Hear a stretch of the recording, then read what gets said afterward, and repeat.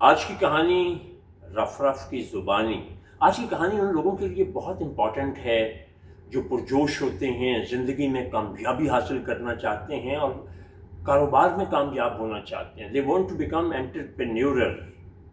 ان کے لیے بھی، اور وہ لوگ جو پارٹنرشپ میں بزنس کرنا چاہتے ہیں ان کے لیے بھی بہت زیادہ ضروری ہے. اگر آپ اس کہانی کو بنیاد بنائیں گے، چونکہ کہانیوں کی جو سٹوری ٹیلنگ لرننگ ہے وہ دنیا میں بیسٹ مانی جاتی ہے اور میں اپنی ٹریننگز میں بہت زیادہ استعمال کرتا ہوں. ایک دفعہ دو دوست جو بے روزگار تھے، پریشان تھے، سمجھدار تھے، اور انہوں نے فیصلہ کیا کہ یار اپنے پاس تو ہمارے پیسہ کوئی نہیں ہے، کوئی ہمیں کچھ دیتا نہیں ہے، تو کسی نہ کسی طرح سے انہوں نے کچھ پیسے اکٹھے کیے اور ایک بالٹی خریدی، شربت کا سامان خریدا. شدید گرمیوں کے دن تھے.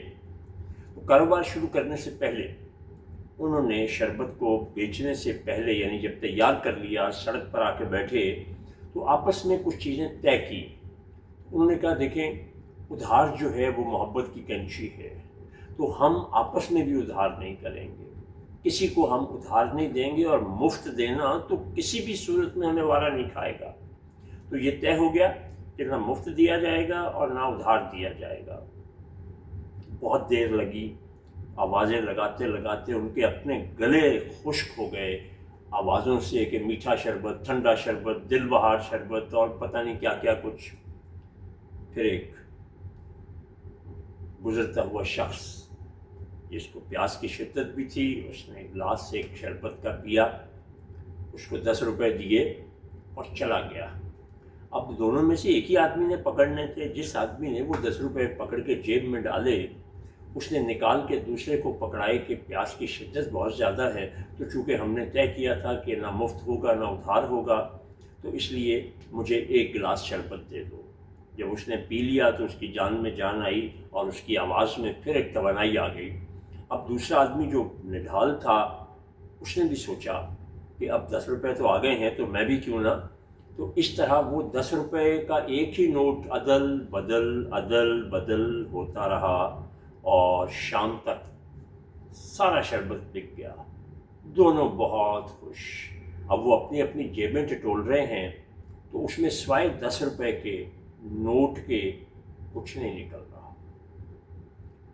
اب وہ دماغ لڑا رہے ہیں، پریشان ہو رہے ہیں کہ یار ہم نے تو خود بھی مفت نہیں پیا اور کسی کو بھی مفت نہیں دیا، نہ ہی کسی کے ساتھ کو ادھار کیا ہے، اور ہم دونوں پارٹنر ایک دوسرے کے بالکل سامنے ہیں. بالٹی بالکل خالی ہو گئی ہے، باقی پیسے گئے تو کہاں گئے. اور اسی الجھن میں انہوں نے ارادہ کیا کہ ہم آئندہ کاروبار نہیں کریں. تو یاد رکھیں، کاروبار کوئی بھی برا نہیں ہوتا، لیکن نا ہر بزنس کی ڈائنامکس ہوتی ہیں، اس کو پہلے سمجھنا بہت ضروری ہوتا ہے.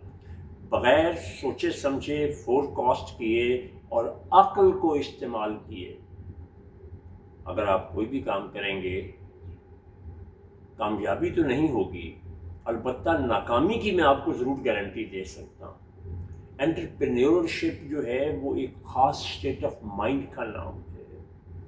ورنہ یاد رکھیں کہ یہ ہم جیسے اتنی ڈگریوں والے میرے جیسے لوگ، سیٹھوں کی جو انگوٹھا چھاپ ہیں یا پرائمری پاس ہیں، ان کی ملازمتیں نہ کر رہے ہوتے. وہ ایک خاص مائنڈ سیٹ ہوتا ہے اور وہ آ سکتا ہے آپ میں بھی، ناممکن نہیں ہے. میں بہت سے ایسے لوگوں کو جانتا ہوں کہ جن کی بیس میں، خاندان میں کہیں بھی انٹرپرینورشپ نہیں تھی، لیکن انہوں نے ان ڈائنامکس کو جان لیا اور آج بہت اچھے کاروباری ہیں. بہت شکریہ.